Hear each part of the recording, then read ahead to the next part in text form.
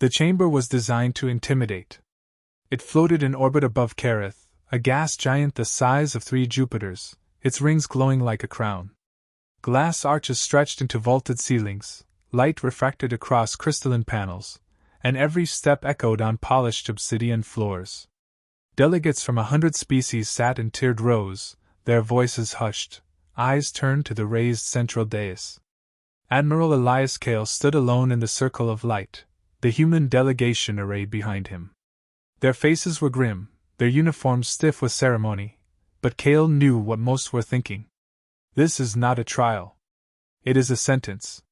The Chancellor's voice carried like steel across the chamber. Admiral Elias Kale, representatives of humanity. The Council has deliberated. The verdict is unanimous. The figure that spoke was Chancellor Varian Drawl, towering in stature, his pale crest fanned wide to project authority. His eyes glimmered like molten silver as his words fell one by one, heavy with finality. Humanity is hereby stripped of Council membership. You are to vacate all territories within Council borders within 1 standard cycle. Failure to comply will result in enforcement action up to and including eradication. Silence followed. Kale did not flinch. He had trained for this moment, not for the hearing itself, but for the humiliation, the dismissal, the final knife in the back. He let the silence stretch, forced himself to breathe slowly, to meet the eyes of those who would see him fall. From the rows above, Kale noted the subtle gestures of other delegates. Some looked away, unwilling to witness. Others, especially the Clithrin and Solari envoys, leaned forward with smug satisfaction. For years they had whispered of humanity's reckless aggression, its unpredictable spirit. Now they had won. He broke the silence at last. Unanimous? Or convenient? A ripple of murmurs stirred across the chamber. The Chancellor's expression tightened, but Kale pressed on, his voice firm, clipped, resonant enough to carry. 2 centuries we stood beside you. We bled beside you. We rebuilt worlds shattered by wars we did not start. Yet the Council rewards loyalty with exile. Tell me, Chancellor, what danger is it that truly frightens you? Humanity's ambition, or your fear of what it says about your own stagnation? Gasps flickered through the hall. The Chancellor's reply came cold and deliberate. The record will reflect that humanity was given every chance to conform. Your innovations disrupted equilibrium. Your expansion threatened balance. You seek to spread uncontrolled across the stars. The Council cannot tolerate chaos. Kale's jaw clenched. Chaos or progress? Enough. Drawl snapped, his silver eyes flashing. Take your sentence. You have 1 month. Do not test the Council's resolve. The chamber lights dimmed. The judgment was final. Outside the chamber, the human delegation erupted in whispers. Council guards flanked them, ensuring no delays. The hallways smelled faintly of ozone and sterility, sterile in design like the verdict they had just endured. Minister Leora Chin, chief civilian representative, rounded on Kale. You provoked them. We might have negotiated lesser terms, restricted borders, sanctions, anything but exile. Kale stopped, his boots clicking hard against the marble. He faced her, eyes sharp. Do you truly believe this was negotiable? The decision was carved before we ever entered. They feared us the day we arrived. Today, they simply said it aloud. Another delegate, an older governor from Mars, spoke bitterly. Exile means death. Our colonies won't survive without trade routes. Billions. They knew that. Kale interrupted. His voice cut like glass. They wanted us broken, scattered, begging for scraps. They will not grant us the dignity of war. Only slow starvation in the dark. The delegation fell silent. Even Chin, though still scowling, had no answer. Kale softened his tone, just slightly. But perhaps they miscalculated. Perhaps they gave us something else. And what is that? The Martian governor demanded. Kale turned his gaze to the viewport at the end of the hall. Beyond the glass, the gas giant's swirling storms raged, violent and endless, but strangely beautiful. Freedom, he said simply. A week later, Seoul burned with chaos. Earth's skies choked with evacuation traffic. Lunar docks overflowed. Mars rioted when corporate fleets abandoned their colonies in search of safer havens. Billions were told to pack up centuries of history into starships barely capable of the journey. Kale strode across the bridge of the Resolute, his flagship, as reports cascaded in. Hunger riots on Europa. Pirate raids along the fringe. Factions forming, each demanding different paths forward. Some pleaded for surrender to the Council, hoping for clemency. Others spoke of revenge. Commander Armin, his second-in-command, approached, datapad in hand. The Titan yards are nearly stripped. We've managed to assemble 30 capital ships, another 100 escorts. It's not enough to guard the fleet, not against what waits beyond. Kale studied the tactical display. Human fleets were a patchwork, old warships from past conflicts, commercial liners refitted for defense, hastily armed cargo carriers. It was a ragtag exodus. Yet he saw something in it others missed. It will do, he said. Armin frowned. You call this enough? Kale turned to him. It isn't about enough. It's about survival until we can make it enough. You've seen what our engineers can do when cornered. Necessity breeds invention. Armin hesitated, then nodded. And if the Council follows? Kale's eyes hardened. Then they will learn what exile made of us. Departure day came. Armadas of refugee ships stretched like a silver ribbon across the void, engines flaring bright as they prepared to leap beyond Council borders. Families huddled in crowded holds. Soldiers manned stations with jaws set tight. Children pressed faces to viewport glass, staring at the stars with mingled fear and wonder. On the command deck of the Resolute, Kale stood at the forward view. The Council's border stretched invisible before them, marked only by satellites and patrol stations. Once crossed, humanity would be alone, cast into uncharted space where no law, no trade, no allies would shelter them. Minister Chen's voice crackled over comms from a nearby ship. Admiral, are we truly doing this? Once we cross, there's no return. Kale did not answer immediately. He looked at the faces of his crew, young and old, grim yet resolute. He thought of Earth, shining blue behind them, and of the countless generations who had dreamed of the stars. Exile had not killed that dream. It had only set it loose. Yes, he said at last. His voice was steady, calm. The Council thinks they've cast us into darkness. Let them believe it. They'll see what grows in that dark. The engines flared. Humanity's armadas leapt together into the void. Kale remained on the bridge long after the jump completed, staring at the starfield ahead. The frontier was vast, dangerous, and merciless. It would test them as nothing had before. Yet something within him burned brighter than fear. The Council thought exile was the end. It was only the beginning. The frontier was nothing like the Council's orderly core. Beyond their borders lay the outer veil, uncharted, lawless, a wilderness of shattered moons, unclaimed worlds, and drifting ruins from wars no one remembered. Here, power meant survival, and survival meant teeth. For months the exiled fleets crawled deeper into the veil, battered by shortages and harassment. Raiders struck with impunity, scavengers preyed on refugee convoys, and alien warlords saw desperate humans as easy prey. Admiral Kale proved them wrong. The Battle of the Carrion Belt was the turning point. It began with a pirate armada descending on a convoy of food freighters. The raiders numbered twice Kale's escorts. Their ships were crude but fast, engines overloaded for sudden strikes. On paper, humanity's fleet should have shattered. Instead, Kale turned the asteroids into weapons. From the bridge of the Resolute, he ordered orbital mines seated among the drifting rocks, then lured the raiders into pursuit.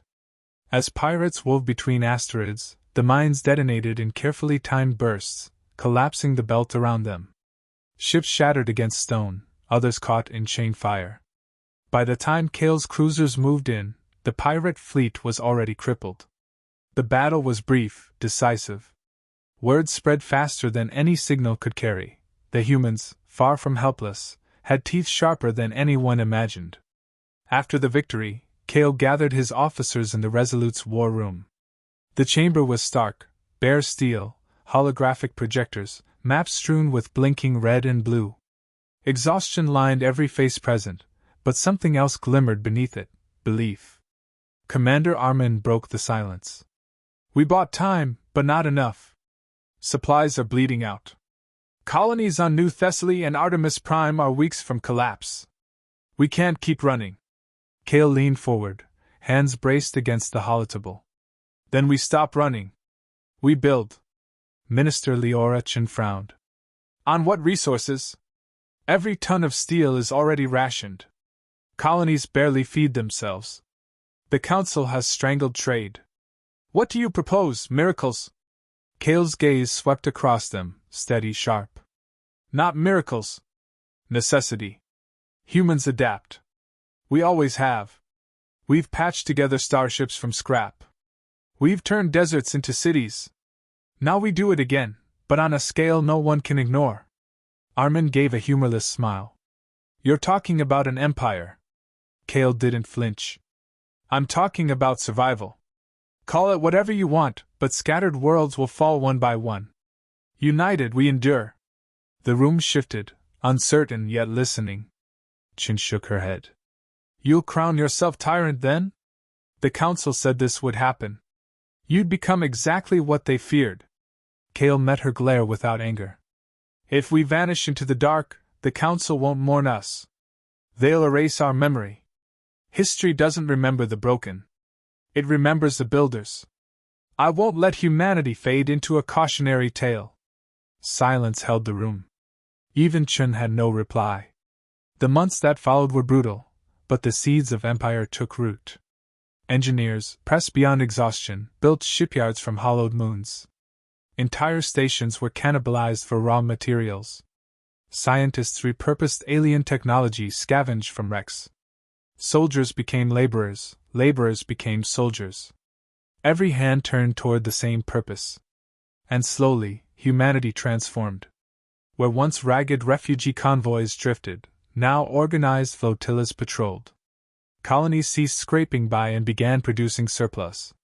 Training academies drilled new recruits not only in battle but in the philosophy Kale quietly seeded: humanity must never kneel again.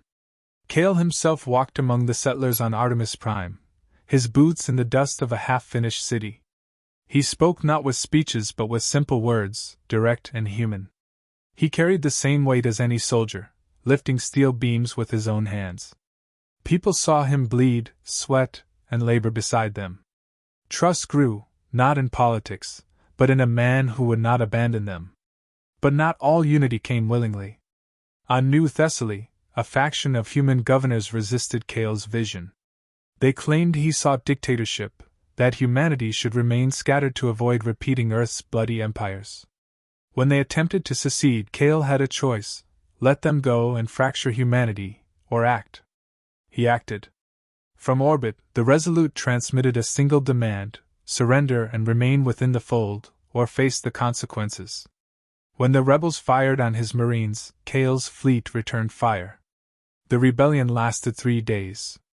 Its leaders were arrested, their banners burned. Kale watched from the surface as smoke curled into the sky. The victory tasted like ash. Commander Armin stood beside him, quiet.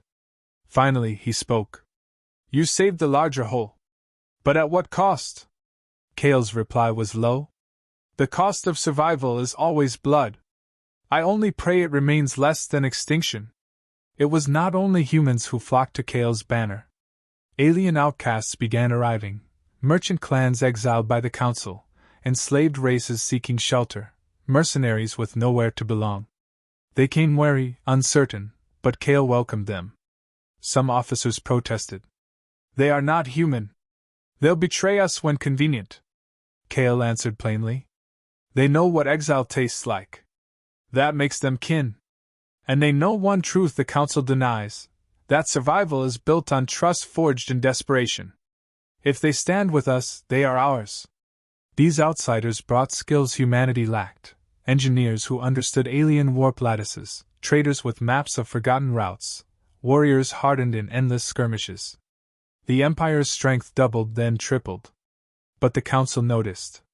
In hidden chambers light years away, Chancellor Droll watched reports of the exiles rise. Human colonies thriving, fleets multiplying, alien outcasts gathering beneath their banner. His silver eyes narrowed. "This should not be," he muttered. "Exile was meant to break them, not forge them stronger." He dispatched shadows, assassins, saboteurs, mercenaries bought with council gold. If exile had failed, destruction would suffice. One night aboard the Resolute, Cale awoke to the whisper of steel. A figure moved through the dark of his quarters, blade poised. Cale rolled from his bunk, catching the assassin's wrist, the struggle silent but brutal. The intruder fought with alien speed, but Cale was no stranger to survival. With a twist and a shove, he drove the attacker into the wall, the knife clattering away.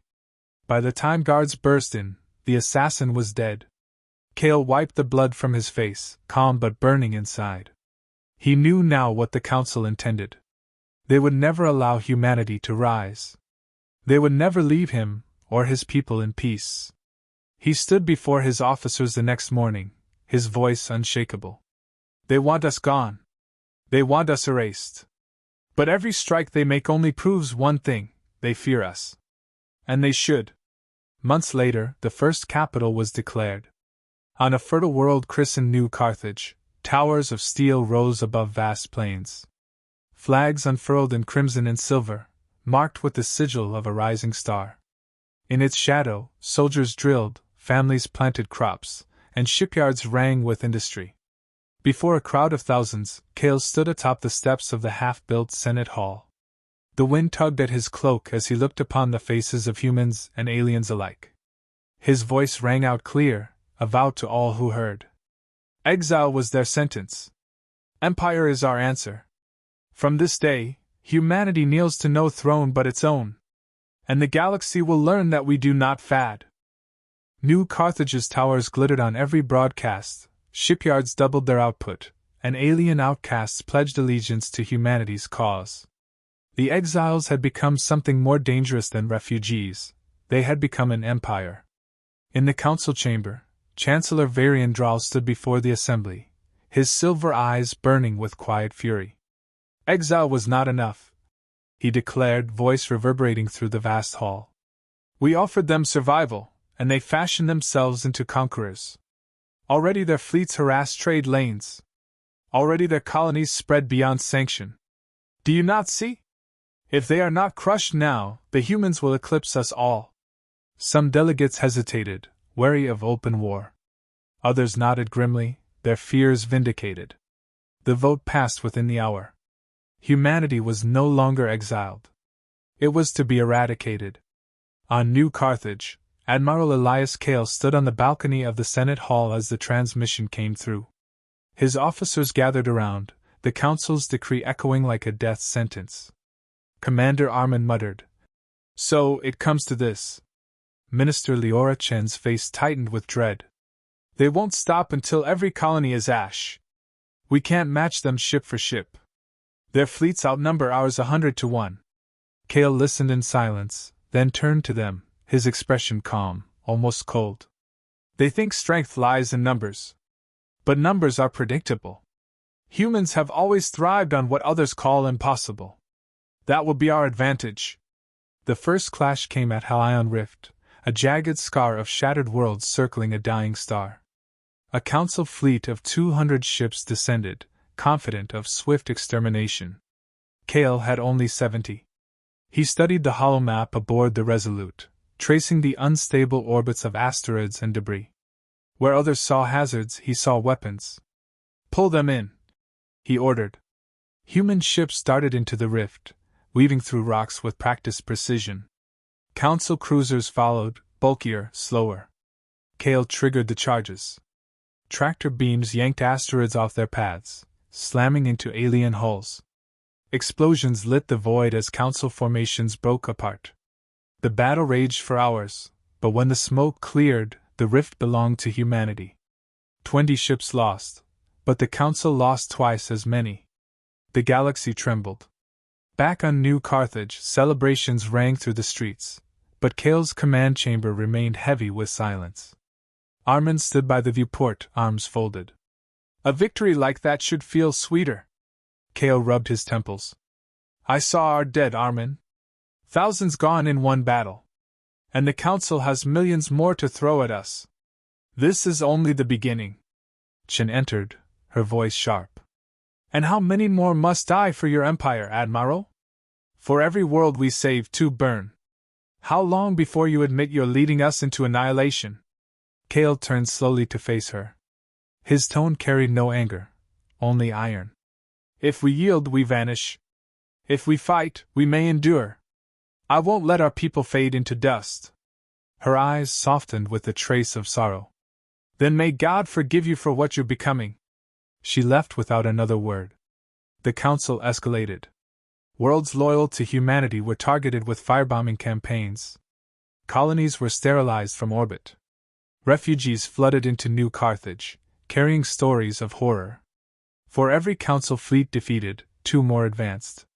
Kale pushed his commanders harder. He drilled them in unconventional tactics, guerrilla raids, feints, and ambushes. He weaponized desperation. Humanity could not outmatch the Council in brute force, but it could outthink them. The war reached its height at the ecliptic divide, a frontier where twin stars orbited dangerously close, their gravities tearing at each other. The Council sent its largest fleet yet, determined to end humanity in one crushing blow. Kale gathered his admirals in the war room. The hollow map displayed the Council armada, nearly 500 vessels. Humanity had 110. Armin spoke first, his voice low. We can't win this, Elias. We can hurt them, yes, but not stop them. Not here. Kale's eyes never left the stars projected before him. Then we don't fight them head-on. We use the divide itself. Chen looked at him sharply. The stars are unstable. Any interference could trigger collapse. Kale's reply was quiet. Exactly. The battle opened in chaos. Humanity's smaller fleet darted between plasma storms and tidal waves of radiation. Council formations tightened, grinding forward like a wall of steel. Kale waited until they reached the heart of the divide. Then he gave the order. Engage the cores. Dozens of human ships released experimental gravitic charges, destabilizing the smaller star's field. The Council fleet pressed forward, unaware. Moments later, the star convulsed. Gravity twisted. The void itself screamed as shockwaves tore through the battlefield. Council ships ripped apart, hulls snapping like twigs. Kale's fleet reeled, shields failing, but they had prepared for the storm. When the light faded, half the Council armada was gone. The rest scattered in panic. Humanity, though battered, still stood. Victory had come, but at a cost. Nearly a third of Kale's fleet had been sacrificed to trigger the collapse. Thousands of lives burned away in a single maneuver. In the aftermath, Kale sat alone in his command chamber, staring into the void. Reports scrolled across his console: victories won, colonies saved, fleets rebuilt. The human empire was no longer a dream. It was fact. Yet the silence pressed on him heavier than triumph. He remembered the words of Minister Chen, the faces of civilians lost, the blood spilled not just by enemies but by his own orders. Armin entered quietly. The Council retreats. For the first time, they fear us. Kale didn't answer at first. Finally, he said, they feared us even before exile. They were right to. We've become what they dreaded. Armin studied him. Do you regret it? Kale's gaze remained fixed on the stars. Regret is for those with choices. We had none. He rose, straightened his uniform, and stepped toward the viewport. The galaxy stretched before him, endless, waiting. They thought exile was the end. They thought they'd bury us in silence. But humanity doesn't fade. We endure. We rise. And now, his voice hardened, a vow carried into the stars. Now we are empire. The Resolute surged forward, humanity's banners trailing behind. The galaxy would never be the same.